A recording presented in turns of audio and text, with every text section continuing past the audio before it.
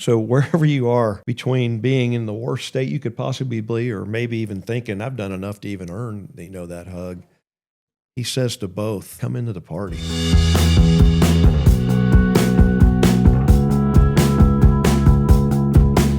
Hi, friends and supporters and new friends, and maybe somebody that just had a link sent to you a few seconds ago. I'm Dr. Doug Howe. This is Chuck Scott. We're the co-authors of Living the Lord's Prayer, and we really do believe that this is about walking in the truth of the prayer that changes everything, regardless of where you're coming from in your faith.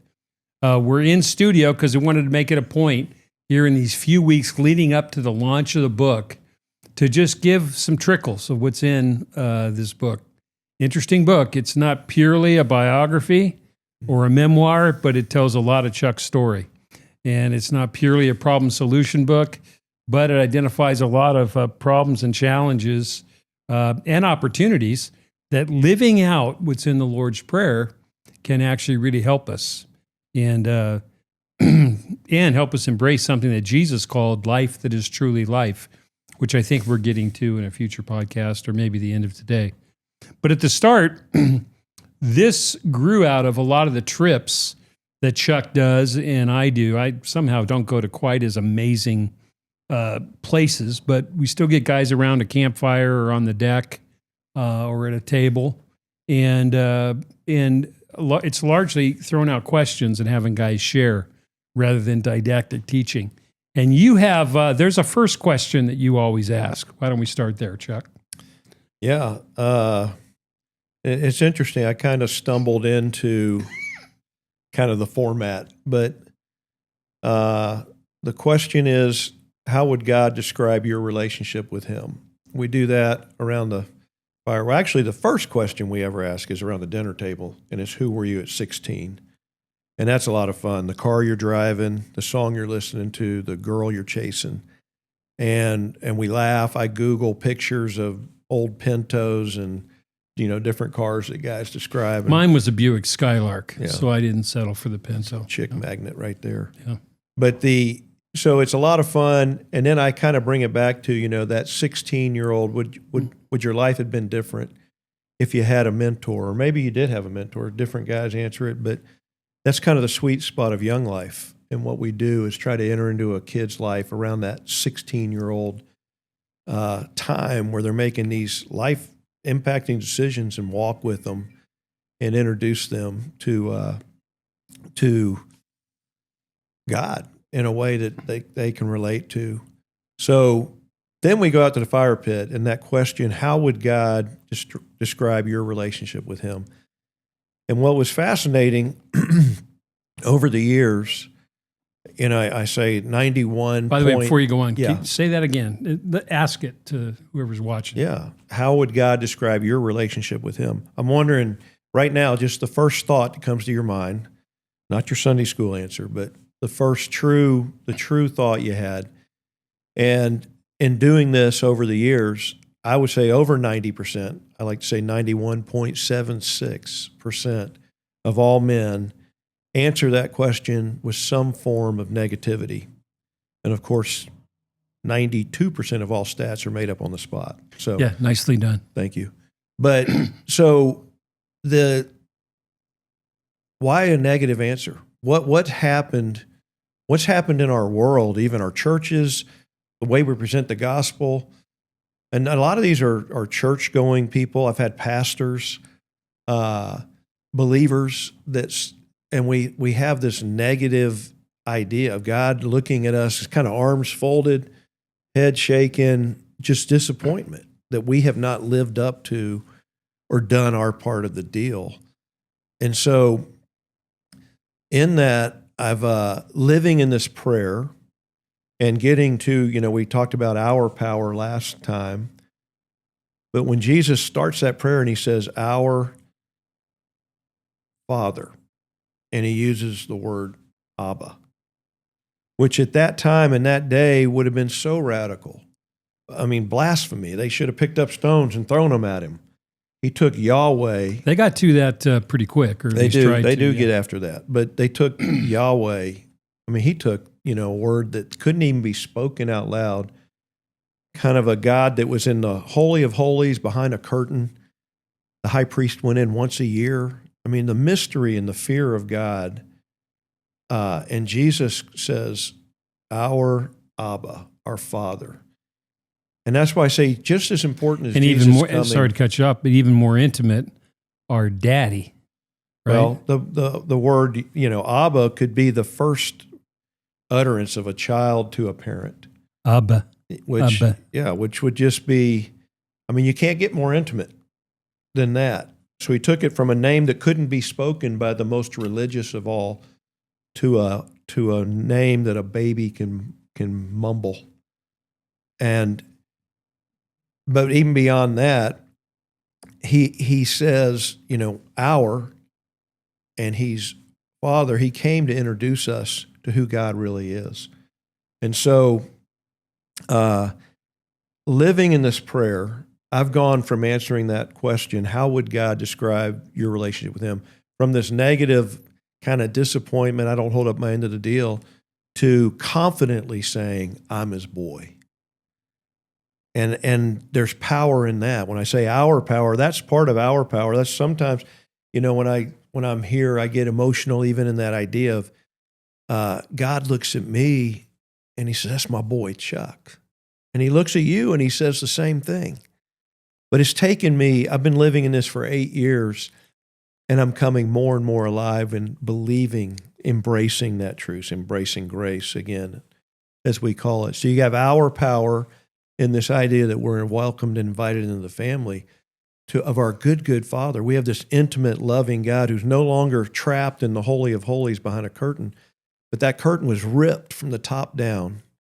And it says in Hebrews, that curtain was actually Jesus' body, torn for us. And God is released, and he's set free, and he comes and he lives right here within us. And Jesus sits at his right hand, and he sees us through Jesus in Jesus' righteousness. He sees us, the new you, the new me. And that's good news. And that gets me excited. So when you ask me, how do I pray the prayer, that's how I start, is when I say, Our Father, I say, good morning, Daddy, it's your boy Chuck. And I see him delighting in me. Could I ask you, this is a little out of order in terms of the book, but you shared about this, about Good Morning, Lord, recently you were speaking at a camp, and there was a guy from the Czech Republic, and really a neat guy who's making a difference, in an entrepreneurial guy who's using his wealth to make a big difference. And the next morning, you were the first one up making coffee, and he was the first one up. Just maybe give a little of that. Yeah, it's been fun as I go around, and this was a ski trip. Somebody got to get out there and do it with these guys. I appreciate you being committed to getting up there. But I do get up early and make the coffee. So his name was Adam, and he came walking out. And that night before, I had shared this talk. How would God describe? Everybody had kind of given their answer. You turn and you share it with somebody. And an example I gave, and God gave me this picture the other day, a little bit back now, because my granddaughter's about 6 months older, but when she was, 18 months and she'd gotten to where she can run. I mean, she's athletic, pretty proud of her. Not just because of that. I'm proud because she's my granddaughter. But she always goes and looks out. We live 6 houses away. She looks out the window and she'll say, Jammy and Pops, Jammy and Pops. She wants to come see us. My son will video her doing it. And of course, we're like, send her down, of course. And she doesn't just walk, she runs to our house. And I asked the guys, why do you think Annie runs? Why would Annie run? Not walk, but run to our house? Because she knows when she gets there, she's going to be delighted in, she's going to be celebrated, she's going to be loved. She's going to be welcomed. And welcomed, and God said, Chuck, that's us. That's me and you. And it was just this wow moment that I got. And when I see Annie coming, I run to meet her. And that's the picture Jesus gave us in the prodigal story. in your worst, most prodigal place you can get, when you come to your senses and just turn to your Abba, he's already looking out the window. I love that about that story. He's looking out the window every day, maybe today. And when that son decides to come home, he doesn't even get to the door to give his speech. He gets hammered out in the driveway, just tackled with love. By getting hammered, he's not. He gets tackled. Yeah. And so, you know, the beauty of that picture, and Adam showed up and he says, so I challenge you guys, say tomorrow morning when you wake up, you know, wherever you answered that question, God's disappointed, frustrated, wherever you were, I want you to wake up tomorrow morning and I want you to come to your senses. I want you to turn and I want you to run, not walk, run to your Abba. And I want you to see him run into you and giving you a big hug. And so Adam came and he said, Chuck, this is my Czech Republic accent. I woke up this morning and I ran to God. And he ran to me and he gave me a hug. And now I have to get it from here to here. And I went, wow, that's the battle. That's the battle you and I and everybody, that's the daily battle we face, is this, again, embracing grace. And I like to give myself a hug. It's a good stretch. I push that arm back and do that. And I can get a good stretch, and I envision my Abba giving me a hug every morning, and I let him do it because I'm 8 years into this, and I'm starting to believe it's true, but that's a battle each and every day. And in the book, you talk about comparing the head, which is knowing about God, information, education, and then the heart, which is I'm all in, I believe it. Not just my left brain, logic, sequence, context, information, but right brain, emotion, expression, depth of feeling, of passion. And for him, it was, okay, so now I know it, but I got to get it transferred over into my heart or my right brain. And he knew that was going to be a journey, and you've been on that journey. Yeah, I say in the book, it's knowing versus experiencing. And I use a little Ronnie Lott example for those who remember. Ronnie Lott was a very intimidating safety, cornerback, then safety for the 49ers. But I encountered him face-to-face in a game and experienced a forearm shiver that was like a baseball bat swung at me. But I knew a lot about Ronnie going into that game. Yeah, you'd watched film. I watched film. I studied. I tried to, prepare myself. But experiencing him was a whole different thing than knowing about him. And so I kind of challenge guys to go from knowing to an experience and living in and embracing this truth. Let God give you a hug. And I'll tell you, for a lot of men, that's hard. They can't envision God loving them or hugging them because of stuff, just stuff they can't let go of, stuff they've done. And I think that's why Jesus gave us such a radical story of a prodigal, but he also gave us a self-righteous older brother. So wherever you are, between being in the worst state you could possibly be, or maybe even thinking, I've done enough to even earn, that hug, he says to both, come into the party. It's not about you, it's about me. I loved you before you could do anything to earn it, deserve it. And that's what men need to hear. They need to be set free in that truth. It's interesting, in the last episode, we talked about men crying. And there's probably a certain percentage of you, and certainly a percentage of our readership in this book, where showing affection or receiving affection is or was somewhat rare. Just being able to accept it. And, Chuck, my story, but, my dad left when I was in the 5th grade, and he wasn't a particularly affectionate guy anyway. And the sports I played, for the most part, our basketball team, which was good, and our track team, but the culture wasn't a huggy, we're all in it together. So I was into my adult years before getting a hug from another man happened, let alone felt comfortable.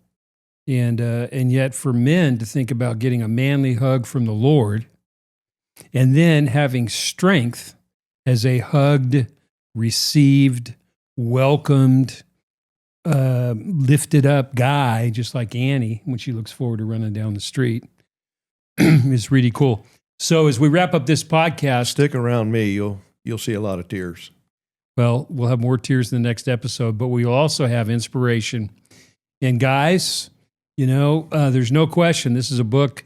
It's a book by men, written for men, although it, as Johnny Erickson Tada and others say in their forewords and their endorsements, it's a book for ladies too. And ladies, you're smart enough and sharp enough to take the examples and the teachings, even if you're not a hunter necessarily or a fisherman. I'm glad we talked about USC in this podcast. So our friends Pat and Billy and my friend Tammy, who served on the board for a while, they'll be glad that USC got some ink. So we're going to wrap it up for now. I hope you stick with us. And launch of the book is just in a couple weeks, and we need your help. We need your partnership to get the word out. Thanks, everybody.